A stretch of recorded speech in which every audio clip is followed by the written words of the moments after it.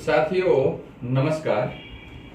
આપ જે આ બેનર જોઈ રહ્યા છો, હું આપને આમાં કઈ બતાવવા જઈ રહ્યો છું। ફૂલ નહીં તો ફૂલની પાકડી સ્વરૂપે માનવતાના નાતે આપની સહાયની જરૂર છે।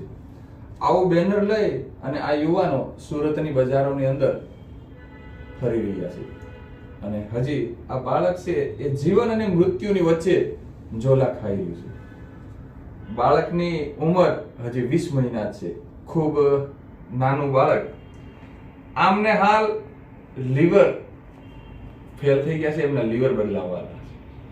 અંદાજે આ બાળકને બચાવવા માટે એમનો જે ઓપરેશન કરવા માટેનો જે ખર્ચો છે એ મારા ખ્યાલથી અંદાજે જે ડોક્ટરોએ જે વાત કરી છે એ પ્રમાણે 35 થી 40 લાખ રૂપિયાની આજુબાજુનો ખર્ચો છે। હાલ આ બાળક સુરતની એક સારી એવી હોસ્પિટલની અંદર દાખલ છે અને હાલ આ બાળકને બચાવવા માટે આ પૂરી જે ટીમ છે એ કાર્ય કરી રહી છે। બાળકના જે પિતા છે એમનું આ ગૂગલ પે નંબર, એમનું આ બેંક એકાઉન્ટ અને આ સ્કેનર પણ છે। પ્રદીપભાઈ ગોવિંદભાઈ મારું આ એમનું આ જે બાળક છે, તો એ પરિવાર હાલ ખૂબ એમની પરિસ્થિતિ ખૂબ નબળી છે અને પરિવાર બાળકને લઈને ખૂબ ચિંતામાં છે। માનવતાના નાતે હું ગુજરાત અને ભારતભરના લોકોને એક વિનંતી કરી રહ્યો છું કે આ બાળકને આપણે બચાવવા માટે ફૂલ નહીં તો ફૂલની પાકડી સ્વરૂપે જે આમનો જે ખાસ કરીને જે એકાઉન્ટ છે એ એકાઉન્ટ નંબર ક્લિયર દેખાય એવી રીતે આપ વિડિયો શૂટિંગ વાળા ભાઈને કહું છું કે આ એકાઉન્ટ ક્લિયર રીતે દેખાય અને એમનો ગૂગલ પે નંબર આપ જોઈ શકો છો। એ ગૂગલ પે નંબર પણ આપ બતાવો, જે નંબર આમ છતાં હું બોલી રહ્યો છું 9712404007। આ નંબર ઉપર આપ ગૂગલ પે પણ કરી શકો છો। બીજું એમનું જે બેંક એકાઉન્ટ છે એ હાલ યસ બેંકની અંદર એમનું બેંક એકાઉન્ટ છે, વરાસા રોડ ઉપર એમની બેંક એકાઉન્ટનું જે ખાતું છે એ ખાતા નંબર પણ એકાઉન્ટ નંબર છે એ પણ આમાં હું બોલી રહ્યો છું। જે એકાઉન્ટ નંબર છે 04009190008175। આ પ્રદીપભાઈનું બેંક એકાઉન્ટ છે, જેમનો આઈએફસી કોડ પણ આમાં લખેલો છે, જે હું બોલી રહ્યો છું YESB 000400।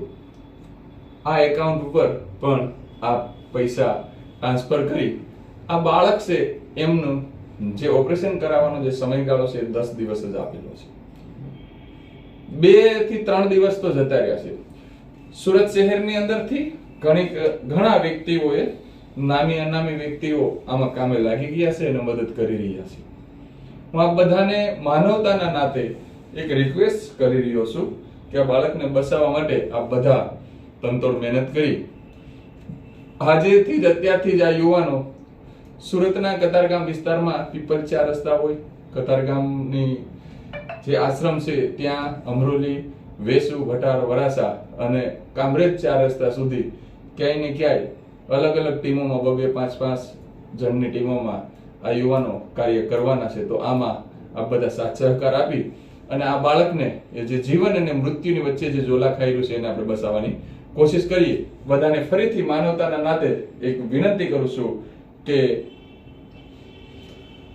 પાન માવા કે અન્ય ખર્ચાઓમાં જે આપણે ખર્ચા કરી છે ખર્ચાનો થોડો ભાગ આ બાળકને આપીએ અને એમને આ જે નવી જિંદગી છે જીવવાનો મોકો આપીએ। શું ખબર આ બાળક ભારતનું ભવિષ્ય પણ હોઈ શકે। આ બાળક મોટું થઈ અને શું બને એ આપણે ખબર નથી।